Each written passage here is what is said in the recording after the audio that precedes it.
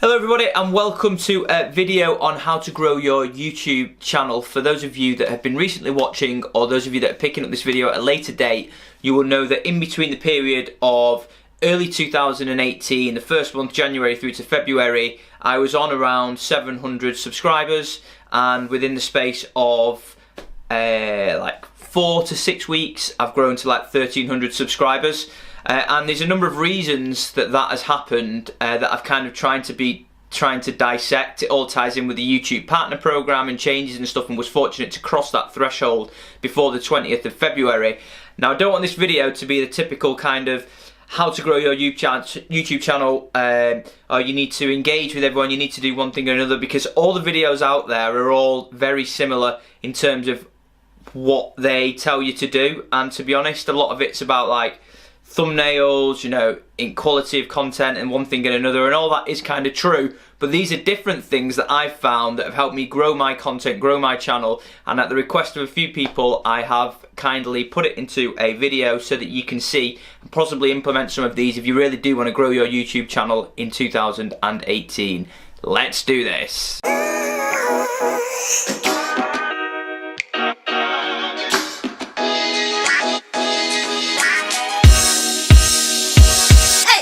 Hi there, if it's your first time to the channel, welcome. My name's Adam Arif from Beyond Educated. If you're looking to improve your overall health, become more productive and improve your well-being, why not subscribe to the channel, follow me on social media to avoid missing out on any of the videos that I post weekly. So I have made some notes, so if I'm looking down from time to time, that is the reason why. I really want this to kind of help grow the community, help those people grow the channels that have been working hard for a long time to try and make quality content and haven't sort of got the exposure or increased their reach and capacity.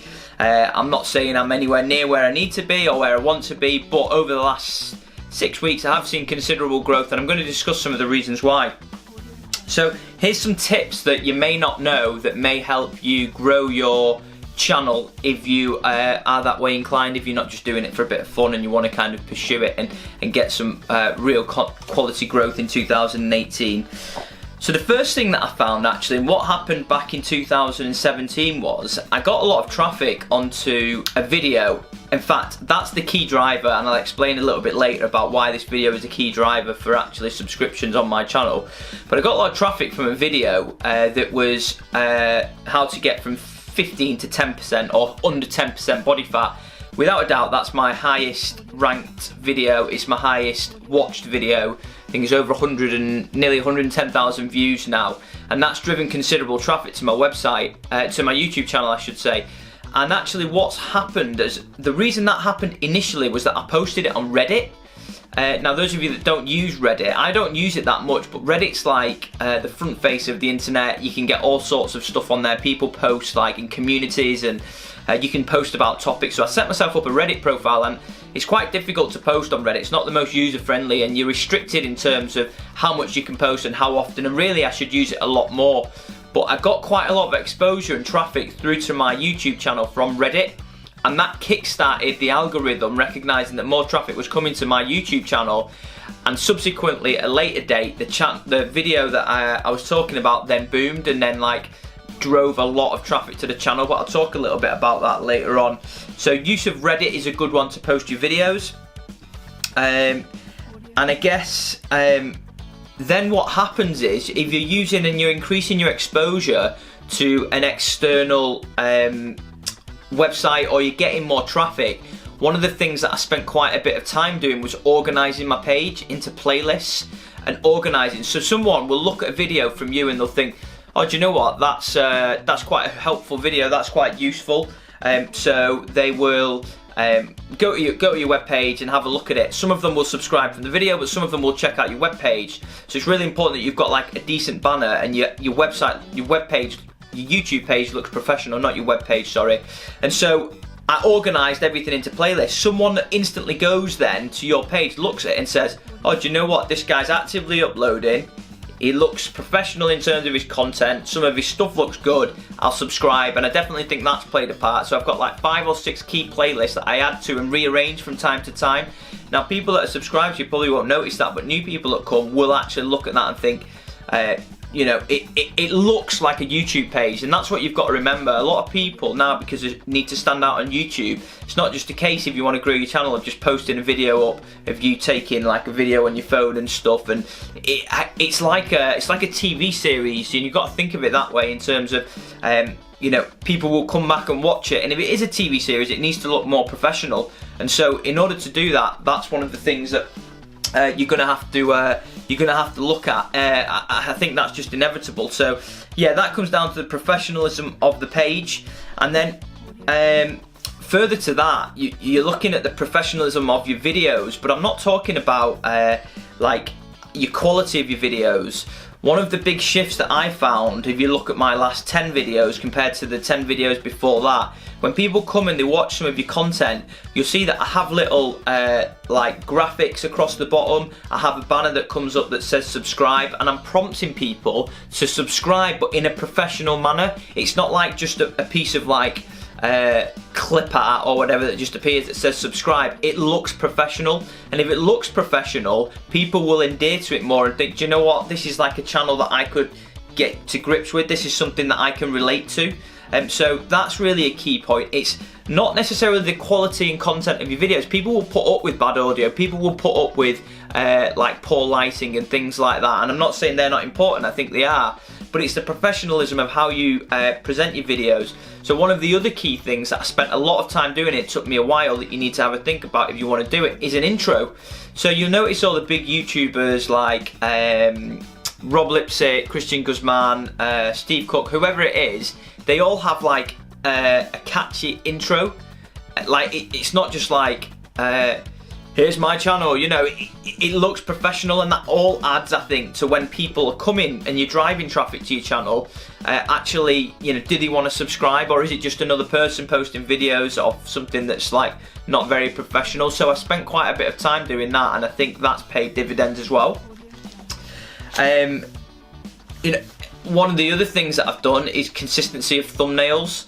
Now I'm not going to delve too much on this because it's kind of a point that's gone over and over, but I kind of found my format that I kind of like, which is a certain font and a certain thumbnail with like a glow effect in the background, and that kind of works. And so when you come to the page, it looks like professional like that. And I will change it a little bit from time to time depending on the video, but if you look at, for example, look at Luke's channel, Luke Sharon. I think he does a really good job of catchy thumbnails, and he has a really good way of presenting it. And I think he's, you know, I think he's got a graphic designer, works for design web-based company, so I think that helps. He's got that kind of experience. But look at how your thumbnails compare to other people's, and that's a big one in terms of all adds to the professionality of the channel, if that's a word.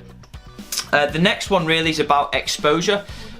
So I talked a little bit about Reddit, and this isn't something that you can actually actively go out and like do. It's more of a trial and error and experiment. I was very fortunate, to be honest, that one of my videos took off, ended up getting 100,000 views and drove loads of traffic to the channel.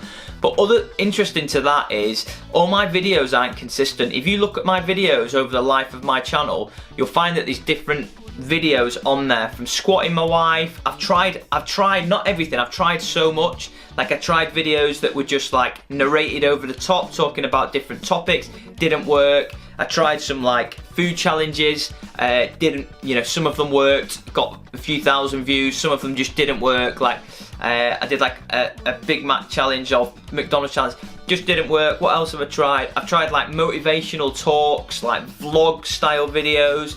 I've tried interesting topics, that I've mixed it all up. Like I've completely like, you know, I'm not just like one person that goes out and vlogs. I'll do videos that I think are informative, that's discoverable content, and that's the key thing. If your content isn't discoverable, if it's just a vlog, people won't endear to you to watch a vlog, because they have to break through that commitment stage. So they have to learn and get to know you, and the only way they can learn and get to know you is if they're attracted to your channel, and the only way they'll get attracted to your channel is if you have a video that's discoverable. So one that's recently just started, just sort of got to 1,000 views just in the past few months, was like one that I did on is dark chocolate or milk chocolate better for you?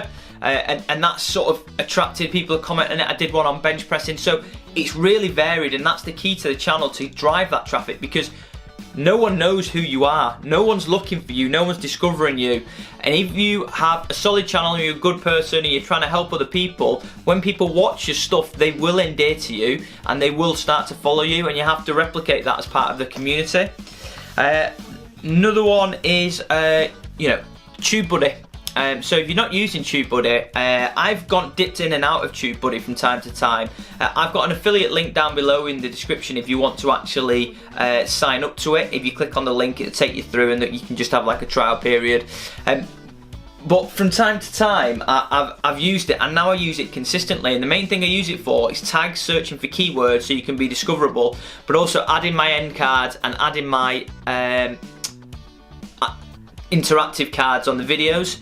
So all mine will be consistent, and again, that adds to the professionalism of the channel. It adds to the content, and it just makes life so much easier. I think it's like £14 a month or something like that, but like, it saves me so much time, and I can multiple edit videos, edit playlists, sync them to Facebook and all sorts of stuff. Now, at first I was a bit skeptical, saying, do I really need this? Like, is it an additional cost that I want to incur? You know, blah blah blah. But at the end of the day, I just stick with it, and I think it's quite a good tool. So, you know, if you want to use that to speed up the process and add to professionalism, because what you can do is you can look into your analytics and see, someone was watching this video, off this video, did they go click on another video, did they subscribe from this video? And so you need to analyse your analytics, and the more time you do that, the more time you commit, the more time you can do it. Now, there is a couple of so I've talked about the experiment. There's a couple of things that I would say are a no-no. Now, I mean, I have literally tried everything. I mean, you'll laugh about this. When I first started off on my YouTube channel, like, I didn't know about what to do. Like, I still get people now coming to my channel just saying, hey, liked your channel, will you check out my channel? Like, do not do that. Like, do not go to people's channel and like just say, I've liked this channel, because it will kill your watch time. You need to get people to come to your channel to increase your watch time. So don't like go to channels and say, I've just subbed, will you sub back? Like, people do it to me now, and to be fair, I do always sub back, because I know, like, they're trying to grow a YouTube channel and they're trying to be part of it. And I used to do that at the beginning. This is what I did at the beginning, right? There's a consultancy service that I use, like an executive agency service, and I thought, oh, the key to actual growth is like to go and like just interact with loads of channels, and that'll drive loads of traffic and loads of stuff to my channel. So I got like this company to go and watch some channels and comment on my behalf. Like, I mean, just terrible now, like just completely misaligned with the like concepts of YouTube and the community. And so like, they commented on some videos, and it drove some traffic to my channel, got a few subscribers, but it just killed my watch time, because my comments weren't genuine, because someone else was doing it on my behalf. Like, I wasn't interacting with them. I didn't get a feel for the community, and YouTube's all about the community. And so what I do now, like, I spend a bit of time. It's difficult at the minute, but when I have time, like just 3 videos I'll watch a day. So I'll watch a couple from people that follow me and subscribe and are part of the stuff that we watch together, and then I'll go to other people's channels, or I'll try and discover new people, and I'll go and I'll watch their stuff. And do you know what? If it's good, then I'll watch it and I'll subscribe. And one of the things that I've started to do is say, do you know what? I'm watching some of your content, but if your content isn't good, like, I'm not subscribing. I'm not just like going to people's channels and watching stuff, because what happens is it blocks up your news feed, blocks up the stuff, and I've got so many things on there that I don't necessarily kind of get on with, or I've watched something and I've subscribed a long time ago, and a lot of channels are still dormant. So, you know, that's something else that you've got to remember, is people's time is limited, it's precious, and so you've got to add additional value. And what is that value that you're bringing? So interact, be part of the community, and ultimately, you know, it'll reap its rewards. It takes patience, it takes time. I mean, I'm up to like 18 months now that I've been doing YouTube. If you want me to do a video on the money I earn from YouTube and how that's changed and stuff over with the subscribers, then, you know, hit me up in the comments.